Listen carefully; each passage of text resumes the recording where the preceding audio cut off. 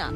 I mean, there are some underlying things that we're not really touching on. Is it true that you talk about wanting full custody of your kids? Have you told her this, or is this the first time she's hearing it? Welcome back. Jason and Terrell are divorced with a shared custody arrangement. She has the kids 1 week, he gets them the next. Do you think that's a crazy situation to have 1 week away from your kids? Yeah, but it seems to work for them. But please welcome relationship expert Dr. Wendy Walsh. Thank you so much. Hi. And you look lovely on the set here. You match perfectly. I got the memo about the set color. Okay, so it's, I mean, we're talking to them. They're such a lovely couple, ex-couple, but they seem to have figured it out. Well, that's the point, actually. We keep calling them a couple. We keep talking about his ex-wife. Remember that Freudian slip you had there? Yeah, I didn't mean to do that. I made a mistake. If you got, I mean, I just wonder, and I know people at home are thinking this too, if you can be so cooperative when it comes to nurturing your children, why couldn't you have done that for your relationship?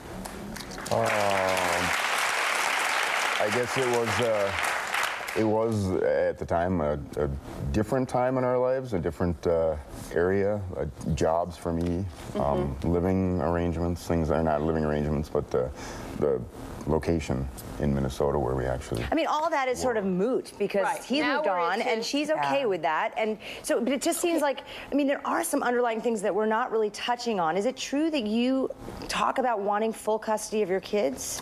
Well, in a perfect world, I would love to, and I'm but in a perfect world, they need their mother as well.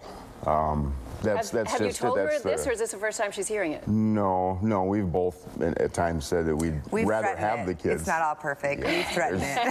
It's not that there hasn't been battles or, you know, some not even harsh words, just kind of I wish it was this way, or well, you're going to do that, I'm going to do this, or, you know.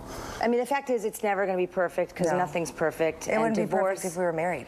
But how do your children handle this? I mean, they seem pretty well adjusted. Are they okay? You know, Carter on the way to school the other day, because, you know, we had done all this taping and stuff, and I'm like, Carter, how do you really feel about this? You know, they asked me, how do you feel?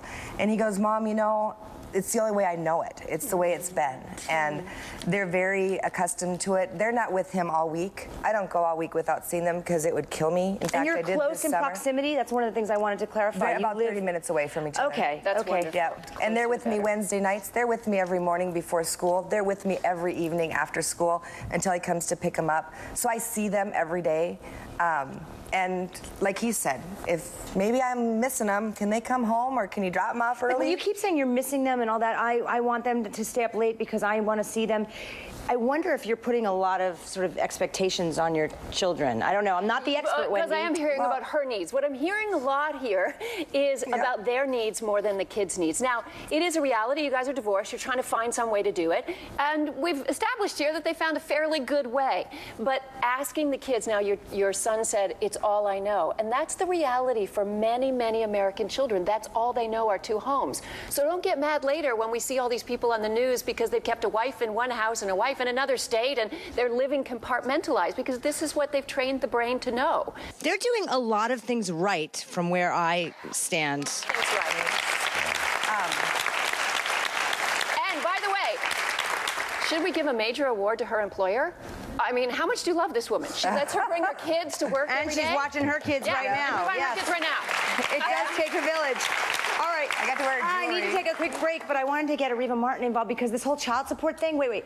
The child support he has to give to her, she gives right back. What's up with that?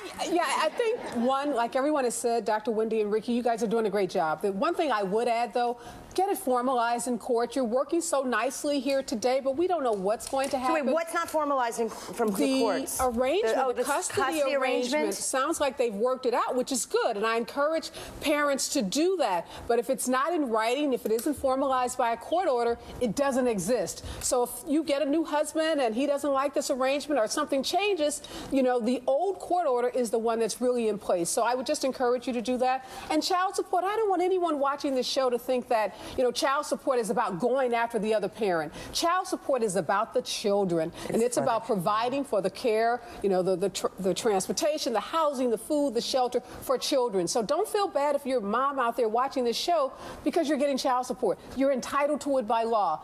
Get it. Your kids need it. So I just want to make sure. Thank you. I'm glad we got that out. Absolutely. Take a quick break. When we come back, we will meet a father who lived in his car for 5 months to be near his twin sons. His story is right after this.